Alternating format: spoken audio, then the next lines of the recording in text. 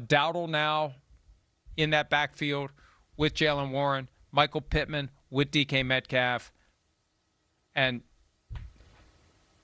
maybe we'll find out. And the only reason there should be any urgency for the Steelers this week, and it's a big reason, there are other options out there. We've been talking about this. There's other options out there that they could be getting if Aaron Rodgers isn't coming back. And so they're just going to sit on their hands while they wait for Aaron Rodgers. And what if he doesn't come back? You could have gone after Geno Smith. You could have gone after Kirk Cousins. You could have gone after Kyler Murray, although I don't know what kind of a fit he would be. But you could have upgraded the position, and all those options are going to go out the window while you're waiting around for Aaron Rodgers to come home. Yeah, I don't get it either. I don't know. I like Rico Dowdle being signed. He's a physical, between the tackles, smash mouth type of running back. He's more the guy I think you want to get the majority of your carries, and then you have Jalen Warren who could play off that and be the change of pace guy. I like that. But yeah, the quarterback thing I don't get.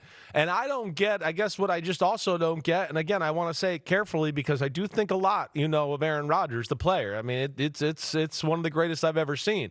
But I just, I guess there's a part of me, football Chris, who watches everything and does all that to go, why, what are we worried about with Aaron Rodgers anyways? What says that he's going to take you to the promised land or where you want to go? It's just, it's peculiar, the whole situation, and just where the Steelers are going to go with this quarterback situation. It's crazy where they've had such legends, but here we are a few years in a row kind of going, what the hell is happening with them at their number one spot there? They claim that they're patient. They claim they're willing to wait. I know that a certain amount of this, it's kind of like what went on in Tampa Bay between the Buccaneers and Mike Evans, although it's a little bit different here. I just think that the Steelers are wise to tread lightly because look at what happened with the Jets last year. Now, did the Jets handle it well? Probably not. Have the guy fly cross country just so you can tell him, we don't want you anymore. But I don't think Aaron wanted to be there anymore either. But the Jets got put on blast, and I think the Steelers shouldn't care. And Aaron Rodgers needs to be careful how many people he puts on blast. It reminds me of that line: if you ran into an asshole this morning, sorry. If you ran into a jerk this morning, you ran into a jerk. If you run into jerks all day long, you're the jerk. Like, there's a certain point where Aaron Rodgers is going to complain about one too many people, and people are going to realize maybe you're the problem. So I just, if that's what's motivating the Steelers, they should just let it go. Like, well, we don't want to make the first move here. We don't want to have hard feelings. I mean, make your assessment at the quarterback position and make a decision. And I'd like to think there's better options available right now than Aaron Rodgers. Well, it feels like they're like kicking the can to wait till next year. It's like it feels like they're going, no, we think the draft next year is going to be good or something there. Or to your point of view, I've heard you say Will Howard and all that, which I'm not buying into quite yet. But yeah, it feels like they have some plan for the future as it looks right now, and I don't know what that is. Well, some don't believe that the Will Howard stuff is legitimate. Yeah, I don't. That they're just saying, right.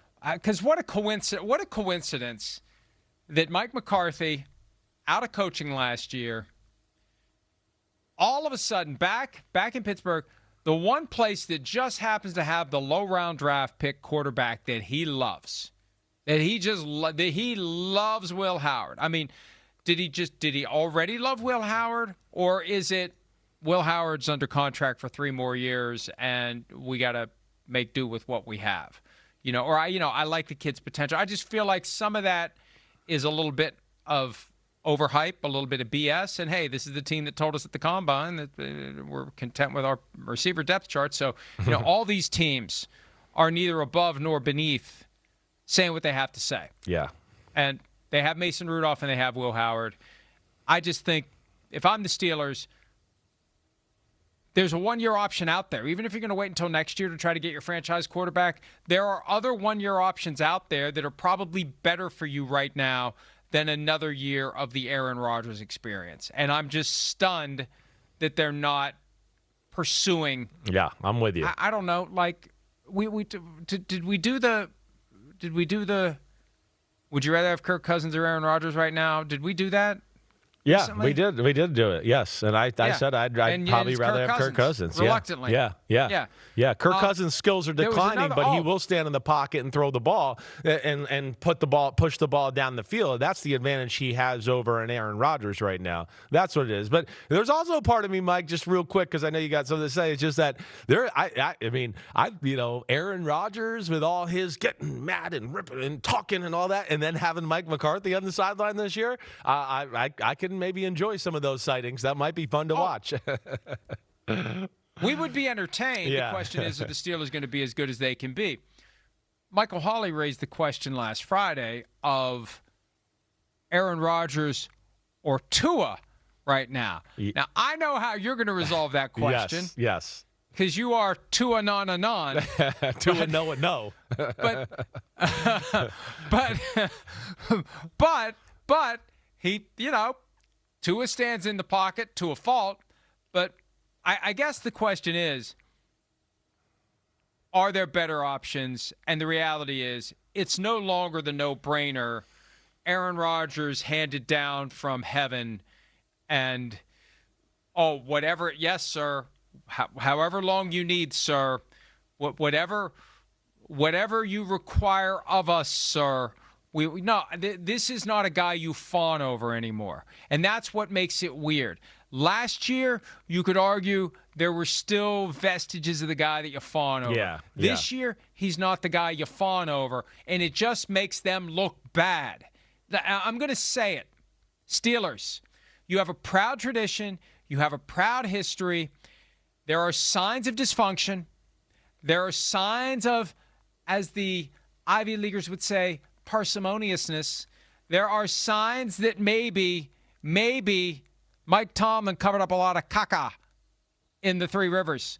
Some raw sewage flowing straight into the river, just like the pipe from Shawshank Prison into the creek. That's very disgusting when you think about it, that the 500 yards of shit-smelling foulness through which Andy Dufresne crawled goes straight into the water, straight into the river. I guess that's how it was in 1960. So my point is, Steelers, you've changed, and your fans have noticed you've changed, and they're concerned. And this fact that you're tiptoeing on eggshells around a delicate genius who is no longer much of a football genius is disturbing to them. Let it go. Cut the cord. Get one of these other guys that, where they are right now, it's not about what the guy was. Where they are right now, the other option's better. Am I wrong? Let it go. Yeah, no, you're not wrong. You're not wrong. I listen. I hear everything you say, and they should listen to you as your favorite AFC team, the Pittsburgh Steelers. You like the Steelers very much. You got a good feel for them as always. Well, I thought I did until last year, and now I wonder. And really, I've always said to that chunk of Steelers fans that would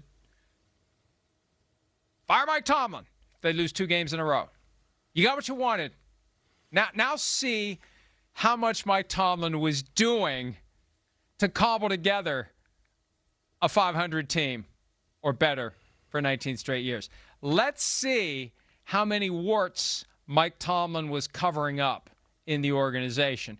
The uniform and the coach go a long way to concealing some issues. And we're going to find out. I'm not making a prediction. I'm just saying if there are, right, we're going to find out starting in 2026. So far, it's not promising as it relates to the quarterback position. Hi, it's Mike Florio. Thanks for watching PFT on YouTube. Hit subscribe for the latest news and analysis from Pro Football Talk.